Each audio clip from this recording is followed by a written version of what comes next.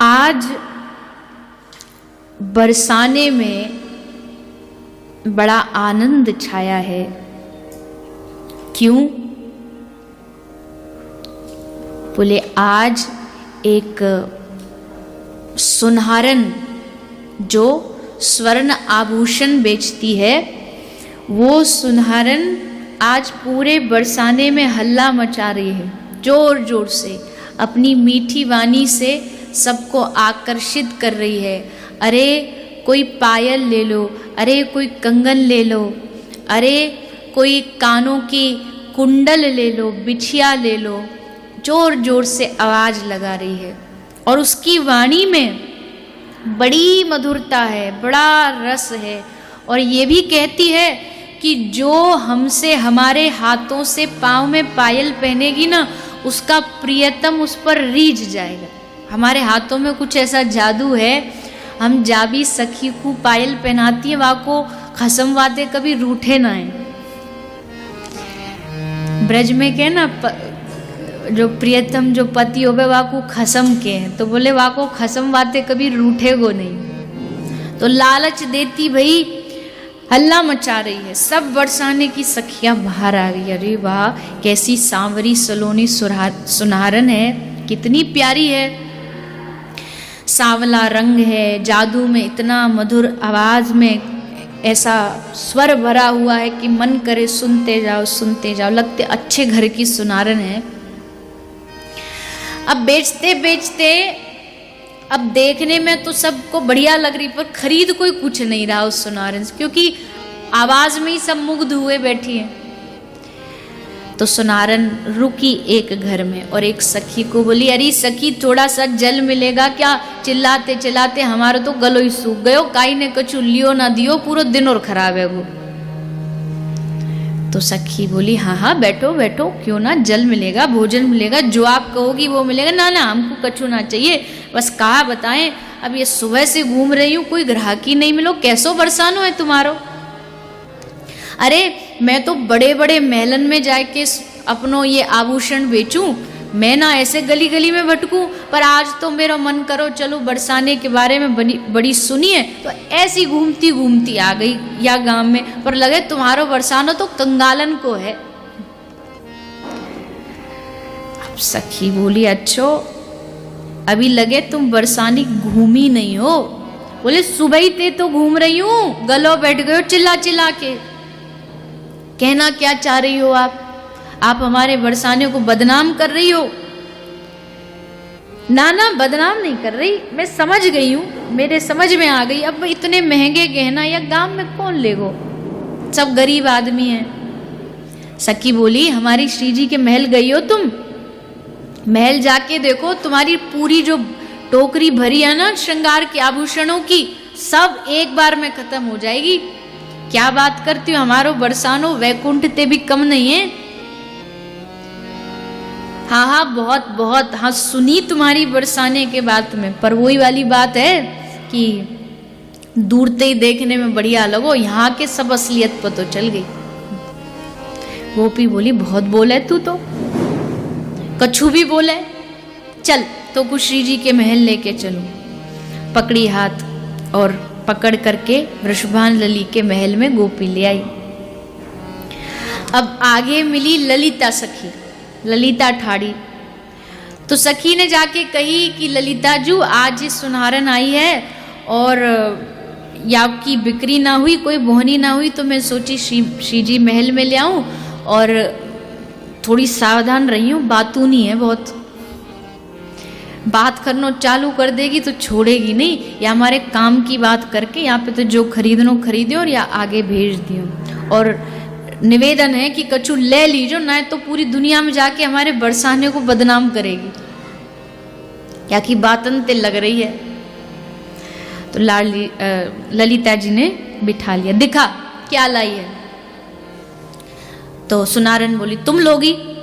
बोले नहीं हम नहीं लेंगे, हमारी लाडली जी लेंगी, पर पहले हम तो पसंद कर लें। बोली नहीं, जो लेगी हम तो उसी को दिखाएंगे। तो ललिता बोली, सच कह रही है, ये इस गोपी सही कह रही थी, तू तो बहुत बोलती है, अरे जब हम कह रहे हमें दिखा, हमें पसंद आए तो आगे तक जाएगी, नहीं पसंद आए तो यहीं से वापस। अच्छा ऐसी बात है। तो सुनहरन ने लेकर के एक एक आभूषण निकाल करके दिखा रही है। अब जब दिखा रही है तो ललिता जी उसके मुखमंडल की ओर देखती देखती कह रही है, अरे सुनहरन तू पहले भी आई है क्या कभी यहाँ? बोले ना, मैं पहले क्यों आई, मैं कोई ऐसी तुमने सुनहरन समझ रखी हूँ? बड़े बड़े घरों में जाती हूँ आभूषण बेचने, यहाँ तो पहली बार आई हूँ। बोले ना कछु तेरो मोड़ो देखो देखो सो लगे है, बड़ी सुंदर है तू, जैसी तेरी बात सुंदर वैसी तू भी सुंदर। तो सुनहरन ने घूंघट कर लियो। बोले नजर लगाओगी क्या हमको? अरे सुंदर है तो अपने निया है तो हमको नजर मत लगाओ, बस अपनी स्वामिनी ते जाके को जल्दी कछु लेनो तो लो, नहीं हम आगे बढ़े। अच्छो मैं पूछ के आऊं। तो श्री ललिता जी निज महल में प्रवेश करती है। जाके देखा तो लाडली जी सोई थी, गहरी निद्रा में सोई थी। तो आकर के ललिता ने कहा कि सुनहरन सुन, अभी तू चली जा, अभी तो हमारी लाडली जी सो रही है। तो सुनहरन एकदम आवेश में आके बोली, सो रही है कब तो जग ना सके? हम इतनी दूर ते आई हैं आभूषण बेचने, तुम्हारी लाडली जी थोड़ी नींद छोड़ के आभूषण देख ना सके? और हद हो गई। बोले सुनहरन तो लड़ने पे उतारू हो गई, लड़ने के लिए तैयार है। अब जोर जोर से बोल रही थी तो स्वामिनी जी की नींद खुल गई। आवाज भीतर से आई, ललिता क्या हुआ? बोले स्वामिनी एक काली सुनहरन आई है, एकदम काली है। अब तो सुनहरन नाराज हो गई। देखो जी खरीदने तो खरीदो, ये काले गोरे का भेद तो हमको बताओ मत। और जिस काले की तुम बात कर रही हो ना, हमको भी पता, तुम्हारा पूरा बरसाना उसी काले कन्हैया के पीछे पड़ा है। तुम्हारी श्री जी भी उसके पीछे पीछे जाती हैं, तो ये काले गोरे का भेद हमको मत समझाओ। ललिता बोली, अरे तू रूठ काय को रही है?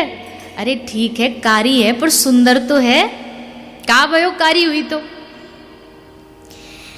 अच्छा अब हम ज्यादा इधर उधर की बात नहीं करेंगे, बताओ इनको खरीदने?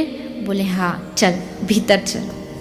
और सुनहरन का हाथ पकड़ के ललिता जी भीतर लेकर के आती हैं। अब सुनहरन जब भीतर प्रवेश कर रही है तो जो महल की जो शोभा है उसको देख करके एकदम आनंदित हो रही है। वाह वाह, यहाँ की शोभा तो वैकुंठ से भी बढ़कर है, वैकुंठ भी फीका पड़ जाए इस महल के सामने। तो आनंदित होती होती सुनहरन पहुंच गई एकदम श्री जी के सैया के नजदीक। ललिता बोली, ये देखो स्वामिनी, ये है सुनहरन और ये अब आपको आभूषण दिखाएगी। तो सुनहरन ने एक एक आभूषण निकाल के आभूषण को रखती जा रही है। स्वामिनी आभूषण को तो नहीं देख रही पर सुनहरन को देख देख करके कहती जा रही है, वाह कितना सुंदर है, वाह कितना सुंदर है। बोली हाँ बिल्कुल, हमारे सारे आभूषण बहुत सुंदर है। पर स्वामिनी की वहां से दृष्टि नहीं हट रही। श्री जी कहती, अरे हम आभूषण की बात नहीं कर रही, हम तेरी बात कर रही हैं। कहाँ की सुनहरन है तू, बड़ी सुंदर है। तो सुनहरन बोली, अजी कैसी बात करती हो? अरे हम कहाँ के सुंदर हैं, सुंदरता की तो मूर्ति आप हो, आपके तो अंग अंग में सौंदर्य भरा हुआ है। आज तक आपके बारे में हमने बड़ा सुना था ब्रजमंडल में, पर आज आपके दर्शन करके मैं कृतार्थ हो गई। राधा रानी कहती, सुंदर तू है पर मीठा भी बहुत बोलती है, बड़ा मीठा शब्द हैं तेरे, और तुझे देख के कुछ ऐसा लगता है कि तुझसे जन्म जन्म का मेरा कोई नाता है, कोई जन्मों जन्मों का रिश्ता है। अरे क्या बात कर रही हो आप? कहाँ आप वृषभानु नंदिनी, कहाँ हम जैसी सुनहरन जो गांव गांव में जाके चिल्ला चिल्ला के आभूषण बेचती है? भला कोई रिश्ता है हमारा और आपका? ना ना, कोई रिश्ता नहीं है। राधा रानी और नजदीक आई उस सुनहरन के, उसके सर पर हाथ फेरने के लिए जैसे केशों को स्पर्श किया है तो शरीर में एकदम रोमांच हो गया। ये स्पर्श तो जाना पहचाना है। अब सुनारन ने देखा कि अब ये थोड़ा सा शरीर बदल रहा है, तो एकदम हट गई पीछे और नीचे जमीन पर बैठ गई। लो आपको लाओ, अपने चरण आगे करो, मैं आज आपको पायल पहनाऊंगी। आपको पता है हमारे हाथ ते जो पायल पहन लेना नूपुर, सो जीवन भर वाको प्रियतम वाके वश में रहे। ललिता हंस के बोली वो तो वैसे भी है, पर चल तू कह रही है तो चल पहरा दे। तो सुनारन ने श्री जी के चरणों को अपने हाथ में लिया और पायल पहनाने के लिए आगे बढ़ी। तो राधा रानी ने पूछा, अच्छा एक बात बता, पहले ये तो बता तू इसका मोल क्या लेगी? मोल भाव तो कुछ हुआ ही नहीं, तू तो पहनाने के लिए उतारू हो गई। अरे पहले मोल भाव तो बता कि हम इसको वहन कर पाएंगे या नहीं। सुनारन बोली, देखो मोल भाव ये है, जो मैं कहूंगी वो देना पड़ेगा, कोई मोल भाव नहीं, जो मैं कहूंगी मंजूर है। ललिता बोली, ऐसे कैसे मंजूर है, तू कुछ भी मांग ले। पर श्री जी के मुख से निकल गया, हाँ मंजूर है, जो तू कहेगी वो देंगे। अब तो सुनारन आनंदित हो गई, श्री जी के चरणारविंदों को पकड़ा, मुग्ध हुआ, मुग्ध होकर के वो पायल चरणों में पहनाया और स्वामिनी जी एकदम प्रसन्न है। सुनारन के आंखों से अश्रु बह रहे हैं। कुंडल लिया, श्री जी के कानों में पहनाया, कंगन लिए, हाथ में पहनाया, मोतियों का हार लिया, उनके कंठ में धारण कराया। चरण पकड़ के अब सुनारन मौन हो गई। जो अब तक इतनी बड़बड़ कर रही थी, चरणों को पकड़ते ही मौन हो गई, नेत्र अश्रुओं से भर गए और हाथ जोड़ करके सुनारन कह रही है कि हे स्वामिनी, ये जो आपके चरण हैं, मोल में हमें इन चरणों का दास बना लीजिए। यही मेरा मोल है, मुझे सदा सदा के लिए अपने चरणों का दास बना लीजिए। जब नेत्रों से झरझर अश्रु बहने लगे, उन नेत्रों का, उन कमल नयन की नेत्रों को स्वामिनी पहचान गई। आंख के अश्रु भरे नेत्रों को स्वामिनी ने देखा, अरे ये तो मेरे प्रियतम श्याम सुंदर हैं। बस ये कहते हुए उसको उठाया और अपने हृदय से लगा लिया। ऐसा अद्भुत आनंद, प्रिया प्रियतम का सुंदर मिलन।